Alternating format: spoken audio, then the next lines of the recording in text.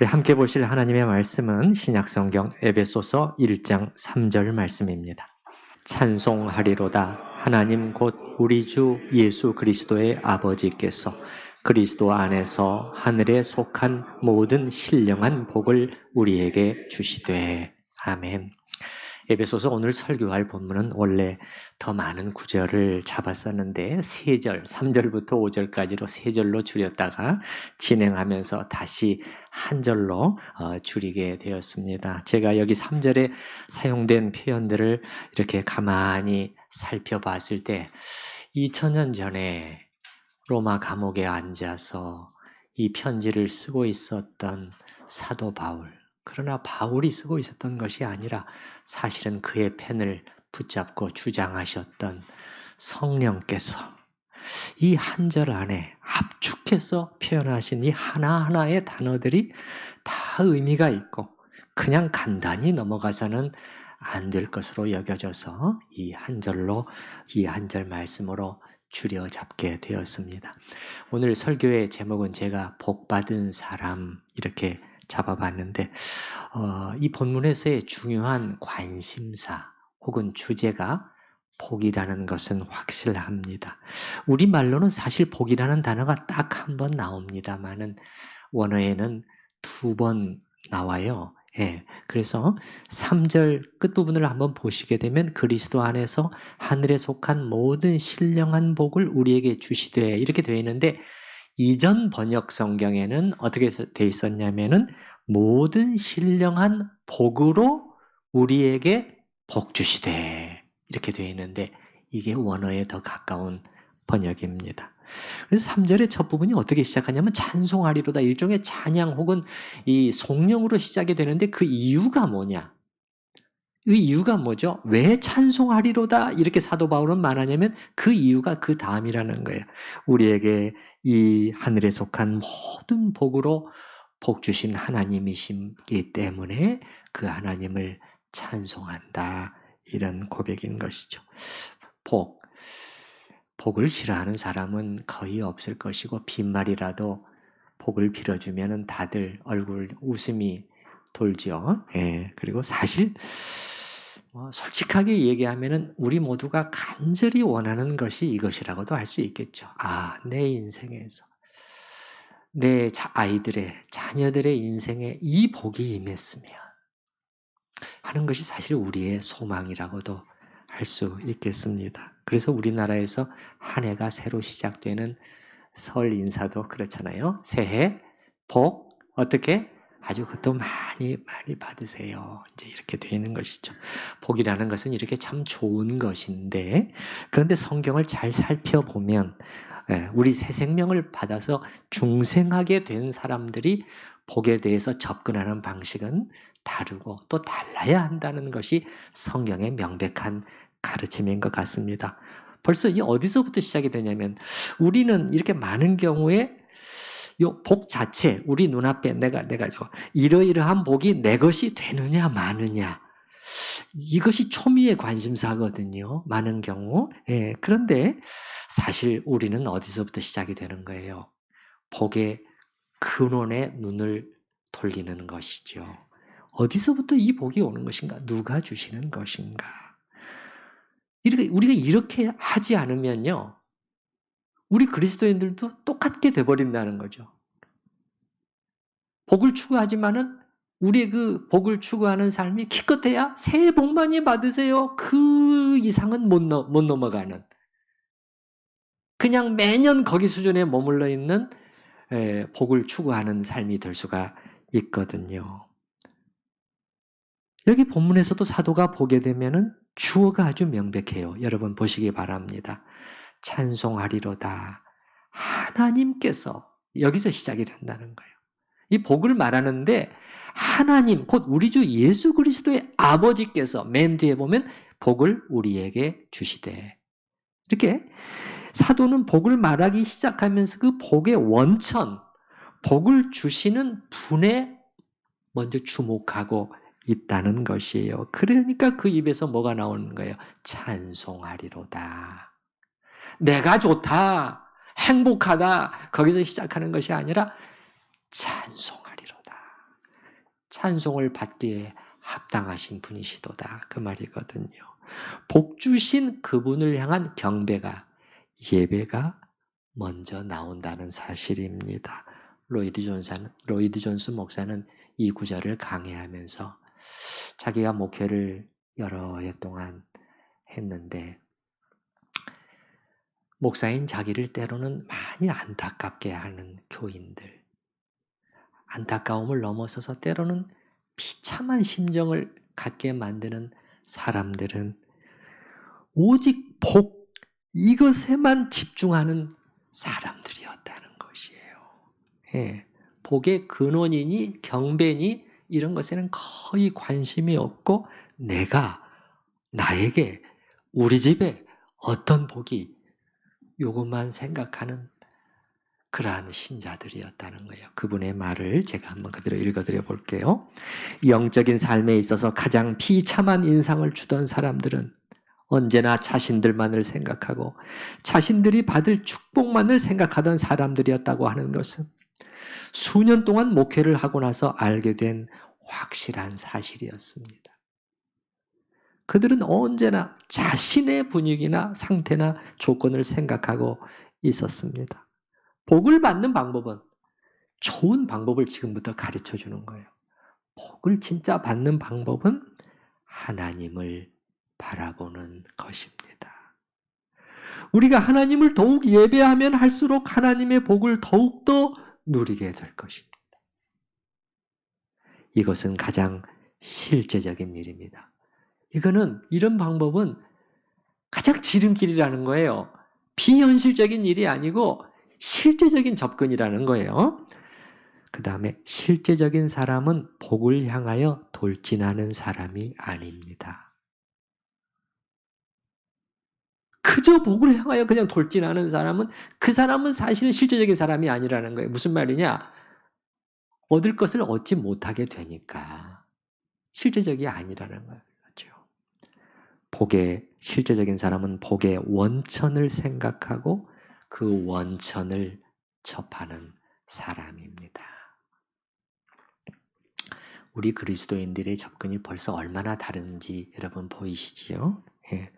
그래서 사도 바울도 여기 본문의 3절에서 먼저 복의 근원에 주목하고 그분을 찬미하는 데서 출발하는 것입니다. 그래서 우리는 정말 복에 대해서 하나하나 잘 살펴나가야 되겠습니다. 이 아침에. 부분적으로는 말씀을 드려왔지만은 좀 종합적으로. 예. 먼저 복의 근원을 우리가 보았고요. 그 다음에 더 나아가 복의 근거 내지는 이유는 무엇이냐. 또 복의 내용은 어떤 것이고 그 성격은 어떤 것이냐. 누가 왜 어떤 복을 우리에게 주셨단 말이냐. 이걸 우리가 잘 알 때 복을 제대로 누릴 수가 있게 되는 것입니다. 먼저 복의 근거를 살펴보십시다. 사도는 여기 본문에서 이 복이 예수 그리스도와 관련된 복이라는 것을 예수님으로 인해 오게 된 복임을 분명히 밝히고 있습니다. 자, 여기 3절에서 복을 말하면서 하나님을 먼저 어떻게 표현하고 있는지 보시기 바랍니다. 한번 어떻게 표현되어 있나요? 잘 보시기 바랍니다. 찬송하리로다 하나님. 근데 그분을 어떻게 표현했어요? 곧 우리 주 예수 그리스도의 누구? 아버지라는 거예요. 벌써 구약과 조금 달라지고 있는 것들 느끼시나요? 아브라함과 이삭과 야곱의 하나님이라고 사도 바울은 부르고 있지 않아요. 예수 그리스도의 아버지이신 하나님께서 이렇게 말해주고 있다고요. 그 신약에 와서는 신약은 새 언약이잖아요. 구약은 옛 언약이잖아요. 그래서 뭔가 표현이 달라지고 있는 거예요. 근데 사실은 뭐 연결성이 있죠. 동일하신 하나님이시잖아요. 아브라함과 이삭과 야곱의 하나님이에요. 여전하죠. 그러나 사도의 강조점은 이제 옮겨가고 있다는 것이에요. 친일보하고 있어요. 그 하나님을 표현할 때. 즉 우리에게 복의 원천을 말해주는데 그 하나님을 예수 그리스도의 아버지이신 하나님이시다는 거예요. 자기가 말하고자 하는 복이, 지금부터 말하고자 하는 복이 예수님과 관련된 복이고 예수님으로 말미암아 임하게 된 복이라는 것을 말해주고 싶어 하는 것이죠. 그 다음에도 또 말하고 있잖아요. 우리 주 예수 그리스도의 아버지께서 누구 안에서? 누구 안에서? 또 그리스도 안에서 또 말하고 있잖아요. 이 복은 예수 그리스도로 말미암아 주어진 복이다. 그걸 절대 놓치면 안 된다는 거예요. 예. 한시라도 놓치면 안 된다는 것입니다. 하나님께서 그냥 하늘에서 턱 우리에게 부어주신 복이라는 복이 그렇게 될 수가 없다는 거예요. 그건 불가능하다는 거예요. 그냥 아무 근거와 이유 없이 그냥 주신 복이 아니요.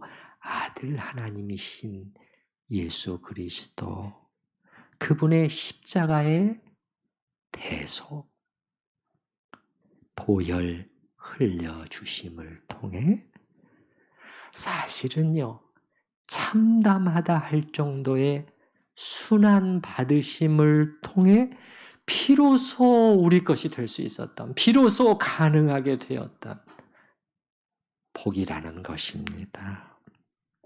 이게 우리에게 주어진 복의 근거라는 거예요. 복의 원천을 먼저 봤고요. 원천을 볼 뿐만 아니라 이 복이 어떻게 우리에게 도대체 가능하게 됐단 말이냐. 복의 근거. 우리가 이 점을 잠시라도 잊는다면 성경이 가르쳐주는 복에 대해서 우리는 너무 수박 겉핥기식으로 안으로는 들어가지 못하고 그런 복을 알고 그런 복에 그칠 수가 있다는 것입니다. 이 부분을 제가 준비하면서 구약의 시편 22편 말씀이 다시 떠올랐습니다. 무죄하신 메시아의 순환받으심을 마치 눈앞에 보는 것처럼 묘사해 놓은 시편 22편은 단 몇 줄만 읽어도요. 개들이 저를 둘러싸고 찢으려 합니다. 사방에서 물어뜯으려 덤벼들고 있는데 저를 도와주려 하는 이는 아무도 없습니다. 우리가 정말 이 말씀 안으로 들어가 서보면은요, 정말 기가 막힌 고독과 두려움과 고통을 다 맛보셨구나 하는 것을 알게 됩니다. 단 몇 줄만 읽어도요, 이게 보통 일이 아니었다는 것을 알게 돼요. 정말 말씀이 그렇게 말씀하고 있는지 제가 시편 22편 몇 구절만 읽어드릴 테니까 여러분이 잠시 눈을 감으시고 이 복이 어떻게 우리에게 오게 되었는지 그냥 공짜로 주어진 것이 아니라는 것을 기억하시기 바랍니다. 제가 읽어드려 볼게요. 나를 멀리하지 마옵소서. 환난이 가까우나 도울 자 없나이다.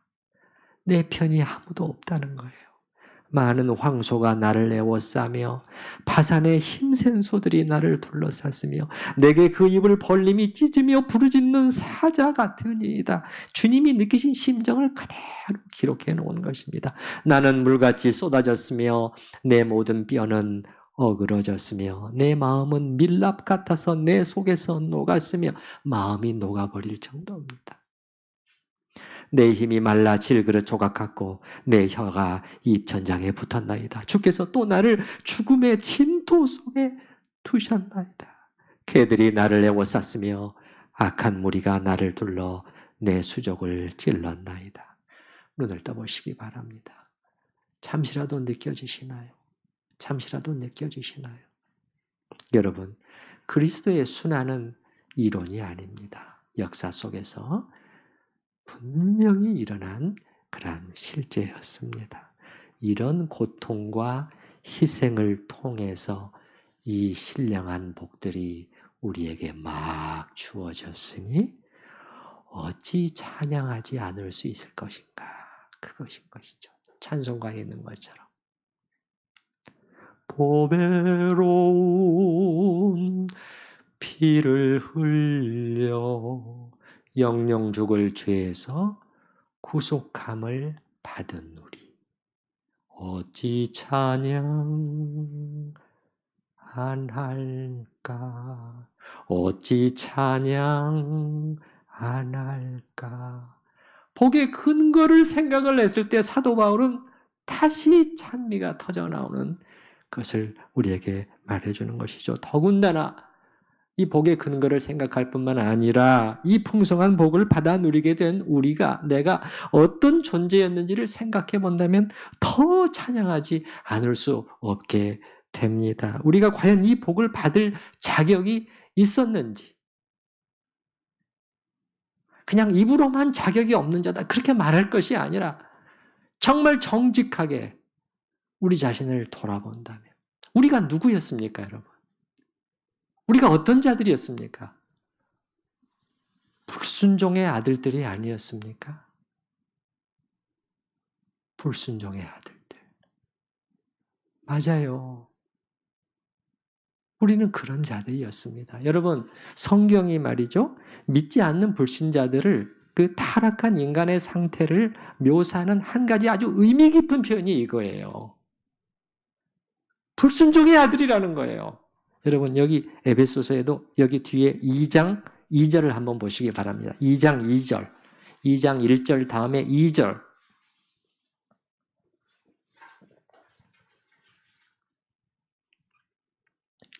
이 표현이 나오나요? 나옵니까? 뒤쪽에 나오죠? 곧 지금 불순종의 아들들 가운데서 역사는 불순종의 아들. 이것이야말로 하나님을 떠나서 타락한 인간의 상태예요. 지금 뭐 TV에 나오고 뭐 정치판이 어쩌고 뭐 연예인들이 어쩌고 뭐 다 그럴듯한 모습으로 포장하고 있지만 성경은 아니에요. 불순종의 아들들이라는 것이에요. 뒤에 5장 6절에 보면 또 나와요. 에베소서에 뒤에 5장 6절에 보면 하나님의 진노가 불순종의 아들들에게 임하나니. 여러분, 최초의 인간이 범한 죄도 사실은 불순종의 죄 아니었습니까? 하나님께서 먹지 말라 하셨잖아요. 먹으면 정령 죽을 것이다. 다 거슬러 버렸잖아요. 처음부터 이 죄가 여기서 시작이 되는 것이에요. 그래서 구원이라는 것은 다른 말로 말하면 불순종의 아들이 순종의 아들로 바뀌는 것이 구원이라고도 할 수 있겠습니다. 여러분 잠시 생각해 보십시다. 하나님과 우리 인간의 관계를 생각을 했을 때 순종이라는 단어보다도 더 먼저 올 수 있는 단어가 있을까요? 우리 인간편에서 하나님을 생각했을 때 가장 먼저 와야 되는 단어는 저는 순종이라고 생각해요. 사랑보다도 더 먼저 와야 돼요. 하나님을 사랑, 아니, 그 전에 이게 먼저 와야 돼요. 저는 지금 단지 계명 지킴에 대해서 말하고 있는 것이 아니고요. 관계를 말하고 있는 거예요. 하나님과 우리와의 관계가 제대로 되기 위해서는 어떻게 해야 되느냐. 이 관계를 규정짓는 가장 중요한 단어가 순종이에요. 이것이 우리에게 아무리 부담스럽게 들린다고 해도 이것은 사실이에요. 지금 여러분 안에 하나님을 향한 사랑이 별로 느껴지지 않나요? 언제부터인가 그 사랑이 많이 말라버렸나요? 건조하고 예배를 드리고 찬송을 불러도 맹숭맹숭하신가요? 많은 경우 그 원인은요, 불순종에 있어요. 우리가 불순종으로 치닫는 순간에요, 우리 안에 하나님을 향한 사랑이 시들어버리고 죽어버립니다, 여러분. 피할 수가 없어요. 불순종하면서 하나님을 더 사랑하기를 원하지만 그게 죽어버린다니까요. 죽어버려요. 그렇다면 우리 안에서 하나님을 향한 사랑을 다시 살려내려면 우리가 어떻게 해야 될까요? 말할 필요도 없이 회개예요. 회개. 불순종하고 거역하던 이것을 하나님 앞에 회개하고 돌이키고 다시 돌아올 때 그때 무슨 일인가 일어나기 시작합니다. 먼저 우리 편에서는요, 하나님을 향한 새롭고 따뜻하고 만족을 주는 사랑이 우리 안에서 피어나기 시작합니다. 하나님 편에서도 달라집니다. 하나님께서 자기 자신을, 당신을 우리에게 보여주시는 일이 있습니다. 하나님이 어떤 분이신가를, 그 실체를 성령 안에서 성령의 조명을 통해서 우리에게 열어 보여주시는 것이에요. 여러분, 하나님이 우리에게 보이기 시작하고 우리 마음은 그분을 향한 사랑을, 따뜻한 사랑으로 채워지기 시작한다면 그때 비로소 막혀버렸던 하나님과의 교제의 길이 다시 뚫리게 되는 것입니다. 다시 우리 주제로 돌아가서, 그래서 우리는 원래 어떤 자들이었는가, 어떤 길을 밟게 되었었는가를 우리가 기억하자는 것입니다. 우리는 불순종과 거역의 아들들이었다. 그래서 그 결과 흑암과 저주와 멸망이 우리의 벗이었어요. 사망 선고가 내려진 자들이었습니다. 그런데 그리스도 안에서 하나님께서 이런 우리를, 모든 죄와 허물을 사해 주시고 받아 주셨을 뿐만 아니라 여기 말씀에 나온 대로, 에베소서 1장 3절에 나온 대로 온갖 복으로 채워 주셨으니, 그러므로 3절이 찬송하리로다. 날 아니까, 날 보게 되니까 찬송하지 않을 수 없습니다 라는 고백이 나오는 거죠. 사도 바울도 그러지 않았을까요? 사도 바울은 자기 자신을 누구라고 그랬죠? 죄인 중에 누구다? 괴수라는 거예요. 우두머리라는 거예요. 죄인 중에 괴수, 과거형만으로도 말하지 않아요. 현재형으로 말합니다. 내가 죄인 중에 괴수다. 그런 자기에게 임하신 하나님의 은혜를 봤단 말이에요. 그러니까는 바울의 고난과 고통은 극심했는데 여기 이 찬송하리로다 3절에서 터져 나올 때는 아마 자기 자신이 잠시 그 감옥 속에 묶여 있는 몸이라는 것도 잊어버릴 정도가 아니었을까 생각이 되는 것입니다. 그래서 이 복을 받은 우리, 그리고 내가 누구였는가 하는 것을 분명히 아는 우리 그리스도인들은 다른 사람은 몰라도 이 복의 수혜자가 된 우리 아니에요. 우리는 마땅히 경배자, 예배자가 되어야 할 것입니다. 여러분은 예배자입니까? 좀 전에 기도에서도 참된 예배자로 서게 하여 주시옵소서. 그리고 우리의 기도, 우리의 고백은 이런 내용이 되어야 될 것입니다. 주여, 오직 당신이 찬송을 받으시옵소서. 우리는 이 찬송과 영광의 단 한 조각도 받을 자격이 없는 자들입니다. 이런 고백이 나와야 될 것입니다. 다음으로 우리가 받게 된 복의 성격에 대해서 살펴보려고 합니다. 본문의 표현들을 따라서 보도록 하십시다. 3절의 뒷부분입니다. 어떻게 나와 있죠? 우리 주 예수 그리스도의 아버지께서 먼저 그리스도 안에서, 그 다음에 하늘에 속한, 그 다음에 모든 신령한 복을, 이렇게 복에 대해서 말해주고 있는 것이죠. 먼저 이것은 그리스도 안에서의 복이요, 하늘에 속한 복이요, 그리고 신령한 복이라는 것입니다. 세 표현이 다 연결되어 있는데요. 먼저 첫 번째, 조금 전에 봤지만 이 복은 그리스도 안에서의 복이라는 거예요. 예, 그리스도 밖에서의 복을 말하고 있지 않아요. 이거는 예수 믿고 거듭남으로 말미암아 받게 된 복이라는 것이에요. 예.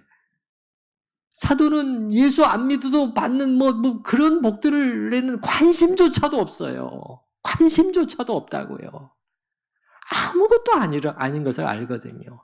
근데 이 예수 믿고 거듭남으로 말미암아 받게 된 복, 신학에서는 이것을 특별 은총이라고 불러요. 특별한 은혜라는 거예요. 일반 은혜가 아니라 모두가 다 받는, 안 믿는 자 믿는 자 다 받는 은혜가 아니라 너희에게 참으로 특별한 은혜가 임했단다. 이 복을 말하고 있는 것이지요. 몇 가지만 제가 얼른 나열해 본다면 죄사함, 하나님과의 화목, 그분과의 기쁜 사랑의 교제와 교통이 가능케 된 일, 하나님의 자녀로, 양자로 입양된 것, 상속자가 됨, 그리스도와의 연합, 성령의 인치심과 내주하심, 내주하시는 성령의 깨우치시고 가르치시고 힘주시고 위로해 주시는 역사, 새로운 본성을 우리에게 주심, 신의 성품에 참여하게 하심, 거룩한 삶을 통해 그리스도를 닮아갈 수 있는 특권. 끝이 없습니다. 끝이 없어요. 그 다음에 보면은 먼저 그리스도 안에서의 복이요. 사도는 또 뭐라고 말하느냐? 하늘에 속한 신령한 복이라고 말하고 있네. 땅에 속한 복이 아니라 하늘에 속한 복을 나는 말하고 있는 것이다. 그 다음에 또 신령한 복이라는 거예요. 신령한 복이라는 것은 영적인 복이다. 그런 말입니다. 예, 영적인 복이다. 이것은 성경에서 영적인, 신령한 이런 말이 나오면 대부분이 성령과 관련되는 것을 말하는 것이에요. 성령의 역사하심을 통해 나타나는 복이라는 거예요. 그냥 단지 몸 건강한 복, 그냥 출세하고 잘 되는 복을 말하는 것이 아니라 생명 주시는 성령의 역사를 통해서 우리가 누리게 된 복을 사도 바울은 말하고 있다는 것이에요. 그래서 사도는 이런 것을 통해서 우리가 받고 누리게 된 복의 성격에 대해서 지금 말해주고 있는 것이에요. 이 성격 우리가 잘 배워야 되겠죠. 아, 이 복이 어떤 복이구나. 이걸 우리가 알아야 되지 않겠습니까? 그래서 하늘에 속한 신령한 영적인 복이라는 것이에요.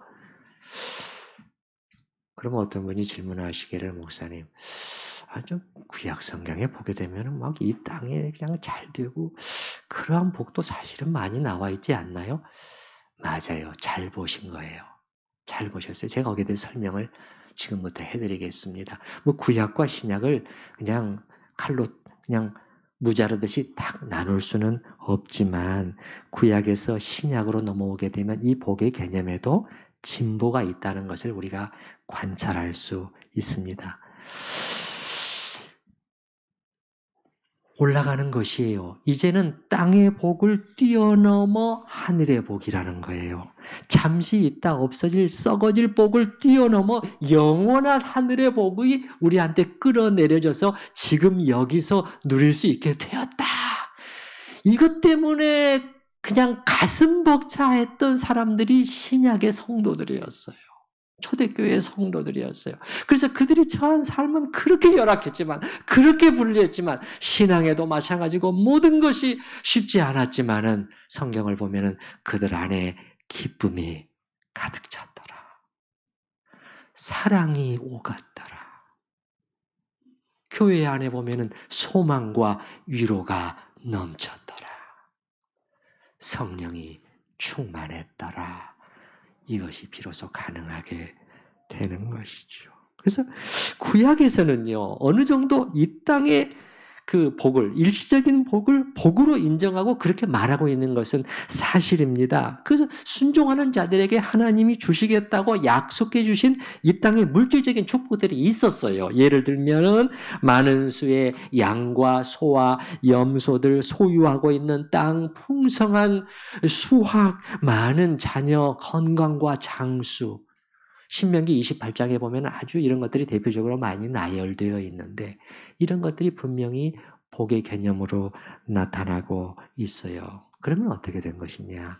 로이드 존스 목사의, 로이드 존스뿐만은 아니지만은 다른 신학자들도 다 그렇게 말을 하지만은 목사의 설명에서처럼 하나님께서는 구약 시대에는 말하자면 많은 경우 이렇게 눈에 보이는 방식으로 인도에 가셨다는 거예요. 눈에 꽉 보여, 딱 잡히는 거잖아요, 이거는요.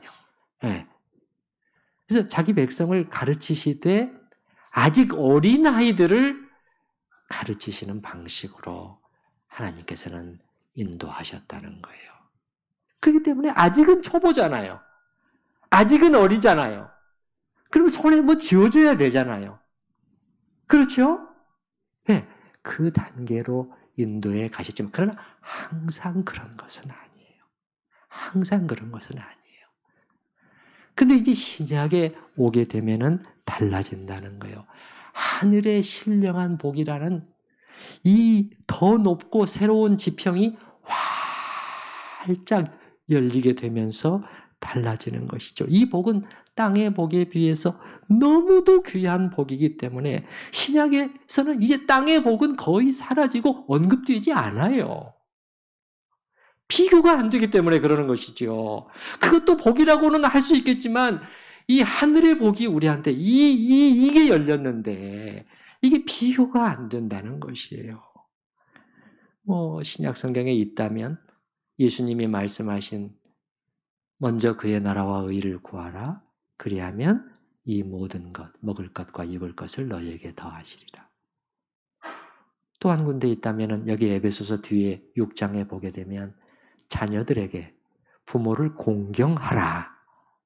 네 아버지와 어머니를 공경하라 라고 명령한 후에 그리하면 너희가 이 땅에서 잘 되고 장수할 것이다. 이 정도예요. 제가 저의 그 외에 또 있나요? 신약 성경에? 그래서요, 다르다니까요. 이게 차원이 확 높아진 것이에요. 그래서 이제 하나님께서는 지금은요, 때로는 어떻게까지 하시느냐, 때로는 그냥 필요할 경우에 땅의 복을 빼앗아 가시기까지 하신다니까요. 왜 그렇죠? 이렇게 해야 함으로써 우리가 하늘의 참된 복에 참여하실 수 있도록 하나님께서 하시기 위해서 그렇다는 거예요. 이게 진짜 복이니까 언제까지 그 땅바닥에 거기다 그렇게 기어다니고 있겠느냐. 그러다가 너 인생 다 끝나겠느냐. 내가 이걸 지금 열어줬는데 사도는 우리에게 이걸 가르쳐주고 있는데 그쪽으로 이끌어 가시기 위해서 때로는 땅의 복을 그냥 빼앗아 가시는 것이에요. 때로는 건강도 잃는 것이에요.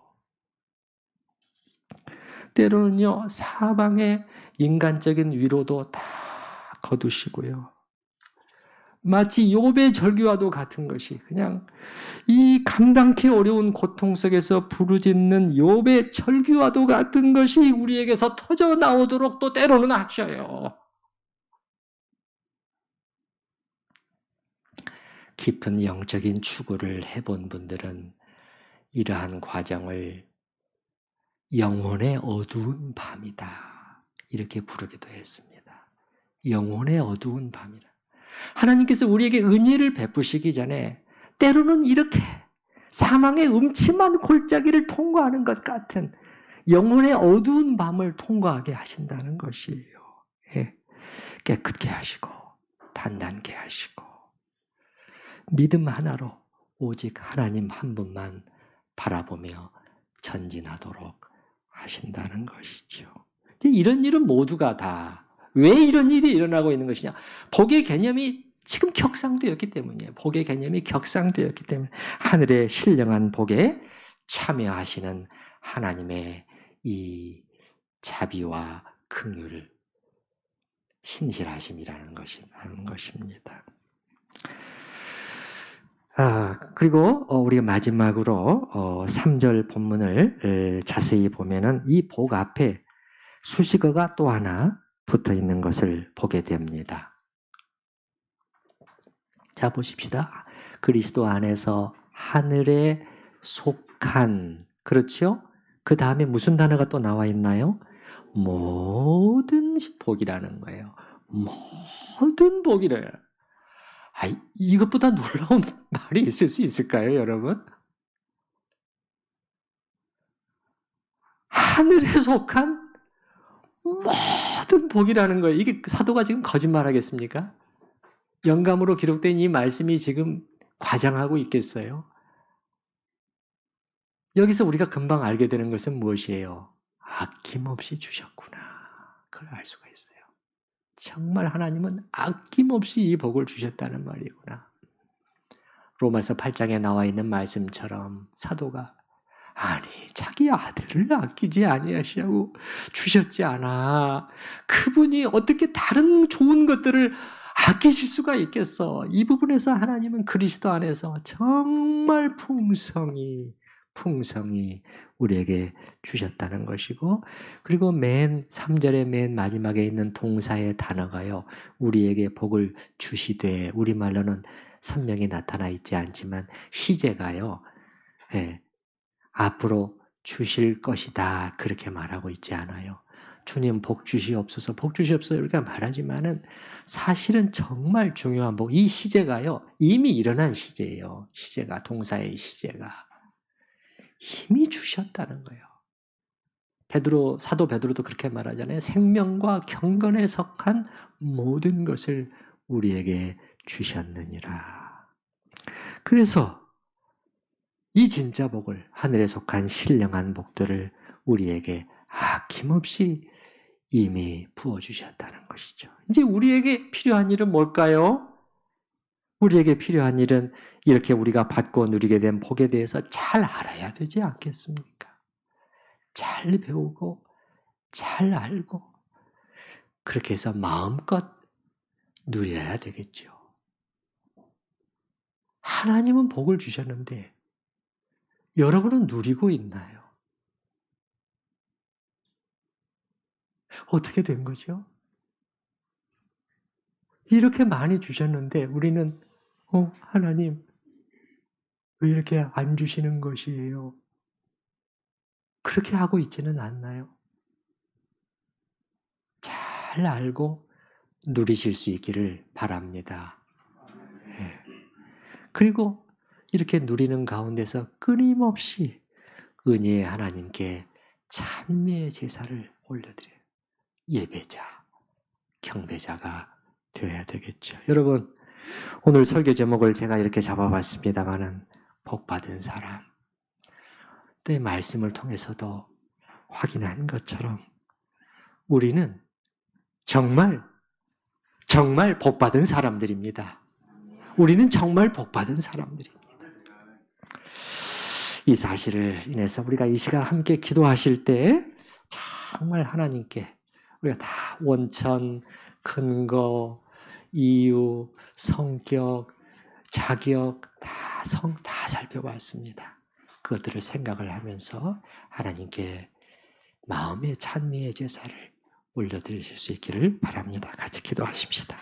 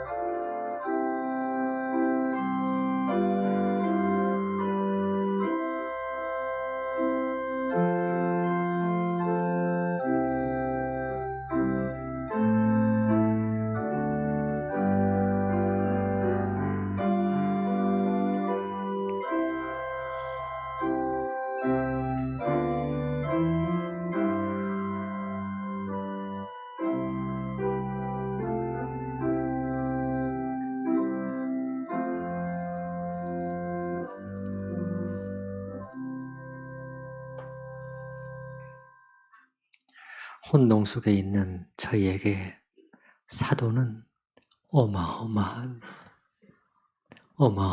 진리를, 사실을 우리에게 가르쳐 줍니다. 하늘에 속한 모든 신령한 복을 아낌없이 부어주셨느니라. 주님, 잘 보게 하여 주시옵소서.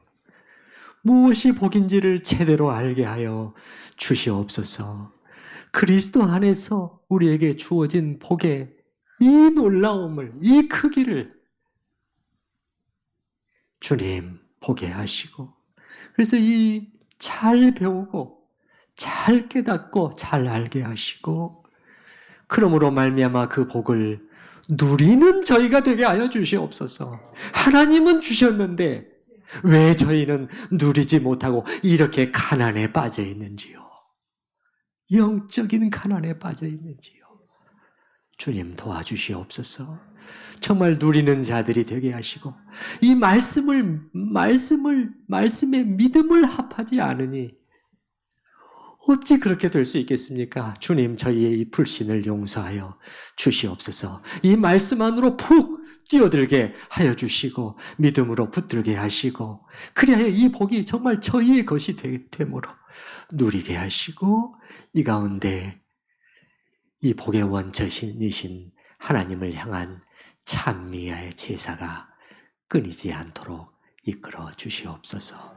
예수님의 이름으로 기도드립니다. 아멘. 우리 찬송가 303장 함께 찬양하십니다.